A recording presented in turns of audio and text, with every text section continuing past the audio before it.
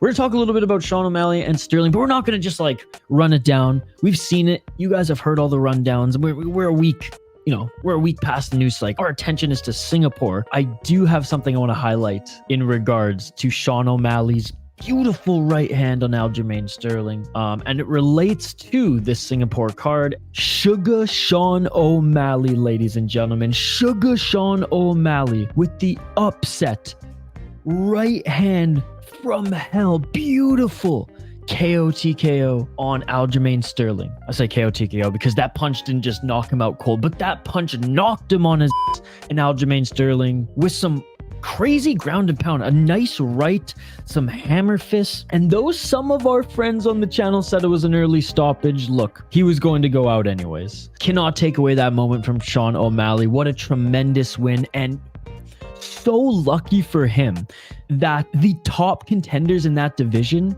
are injured. Merab might not fight for another calendar year. Corey Sandhagen at least out, 5-6 months? At least until he's able to be back into a training camp. Corey Sandhagen out with injury.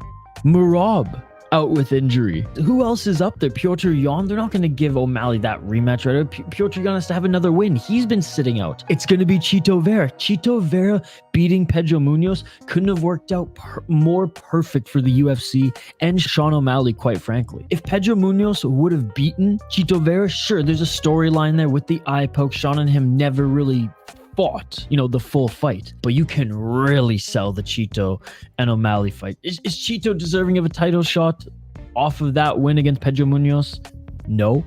Off a loss to Corey Sandhagen and then one win to Pedro Munoz? No. Was Yair Rodriguez really, deserving of an interim title shot given, where he was? Not really, but sometimes just that's how the division plays out. They want to keep it moving. And what I love about Sean O'Malley is even on his podcast, he said that I'm not going to be like other champions. I'm not going to be like Usman and what Usman suggested I'm going to do and just hold on to the belt, take 7 to 8 months off and just make a lot of money on the side because I'm a champion now. Sean O'Malley's already making a lot of money doing other stuff, and this is obviously going to elevate his earnings and get him more brand deals, sponsorship deals, etc. But he's going to stay active, which I love, and he's confident that he's going to beat Chito Vera. I'm confident that he's going to beat Chito Vera. I'm sure the UFC is confident that he's going to beat Chito Vera, and he's going to get a title defense, which is crazy. Who's next after that?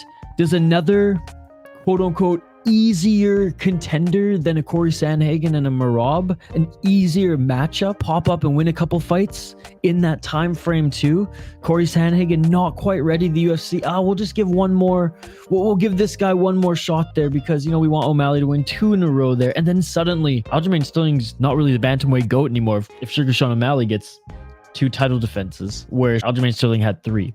I'm just saying, folks. I'm just saying. I know a lot of people have talked about this in various breakdowns on YouTube, podcasts, and whatnot, but the stars are aligning, and I don't blame the guy. This isn't by any means to criticize him. This is awesome for the young man. It's not that he's not working hard, and that's what I do like about this guy. Is he even says it as well, for my brand and everything. There's the funny videos, there's the Nelk stuff, the happy dad, the podcast, just all this stuff that he's doing in the media, the streaming. He's like, I'm training the other 80% of the time. Proof's in the pudding, man. We'll talk more about Sean O'Malley and Chito Vera as we get closer to that fight, ladies and gentlemen. What I want to dive into on the second half of this video here, that right hand, and to tie it into the Korean Zombie, what a legend. What an absolute legend in the sport. Back to the punch though. Sean O'Malley, that right hand, everyone keeps saying, okay? Everyone in the media, press conferences, post-fight, they keep saying, that was just like Conor McGregor. That was just like Conor McGregor. And everyone is kind of comparing the rise of Sean O'Malley to that of a Conor McGregor. Now, I do think Conor McGregor beat better guys in his rise. Hell, he beat a young Max Holloway in his rise as well. But it's not like it wasn't a padded record, but it was not like they were against the best opponents. By the way, Chris Moutinho, the guy that Sean O'Malley got a TKO against, the guy who's kind of like the Korean Zombie, took freaking 100 shots to the face and still didn't go down. He's got a better chin than Aljamain Sterling. But that punch that Sean O'Malley landed, everyone's comparing it to Conor McGregor putting Aldo out to win his title. No one's given the Korean Zombie any love. The Korean Zombie did it first, guys.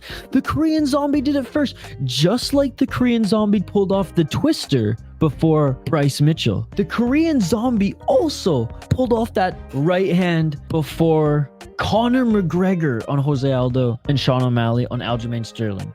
And I'll prove it to you guys. Let's take a look. First, we'll start with Sugar Sean O'Malley's. Boom. Okay, so everyone's comparing it to Conor McGregor. Everyone's comparing it to the Conor McGregor one. Let's take a look at the Conor McGregor one. And again, I'm not putting either of them down. I'm just saying, okay? This is Sean O'Malley's. This is Conor McGregor's against Aldo. Aldo was just so angry, man. He just wanted to put him out. Boom. Again, not exactly the same, but they're just comparing like the whole situation. Great comparison. There's a lot of posts about it. There's even like pictures, paintings, and everything. But guys, on the week, on Korean Zombie Fight Week, we are not given enough love to the Korean Zombie who pulled off that right hand first, ladies and gentlemen. And it's one of the fastest knockouts in UFC history. Let's take a look. A young Korean Zombie here. Boom! There it is. It's so quick, you might have missed it. Boom! Dude. He did it first, dude. Let's take a look at it in real time. Man, he was so good. He just didn't fight a lot. He did it first. He did it before McGregor. He did it before Sean O'Malley. Now, it wasn't for a title, but I still want to show some love to the Korean Zombie. 36 years of age. Man, he's getting up there in age. Oh, man. Has his own gym, Korean Zombie MMA, and also primarily out of Fight Ready. He's been, training with Henry Cejudo. 6 KO, TKO, 8 submissions, one of which including a twister, 3 decisions, 7-4 in the UFC, 2-1 in Sengoku Raiden Championship, and 0-2 in the WEC. The UFC took a chance on him, bringing him in on that WEC contract. Lost his last fight over a year ago. A year and change to Alexander Volkanovski. Got absolutely destroyed, ladies and gentlemen. It was hard to watch. Great win against Dan Ige. Brian Ortega beat him up on the feet as well. Beat Frankie Edgar. Beat our friend on the channel, Money Moicano. Lost to Yair Rodriguez in that 1 second elbow. Like, there was 1 second left in the fight. Was it 2 seconds? Whatever it was. 2 or 1 second left in the fight. Yair Rodriguez throws a Hail Mary elbows. He ducks under one of Chen Sung-Un's, the Korean Zombie's, punches and just nicks him with the elbow. Korean Zombie would have won that fight. So, like, realistically, he's 3-2 if, that didn't happen. Or 4-2 in his last 6 if that didn't happen. Beat Dennis Bermudez, but then look at the dates back in 2017. So he actually had to leave the UFC and go do his military service between 2013 and 2017. Even between that, suffered injuries. Like, look, 2017, 2018. He only fought once in 2018. Fought twice in 2019. Once in 2020. Once in 2021. Like, the Korean Zombie just hasn't been that active due to injury, and just when he was picking up steam, having to go complete his military service in Korea. He did fight for the title. He did, upon putting together a three-fight win streak in the UFC, fight for the title against Jose Aldo. Dislocated his shoulder, if I'm not mistaken, in the 4th round and lost via KO TKO. Let me know where you were at. Let me know how excited or how pissed you are that Sean O'Malley is now the UFC bantamweight champion.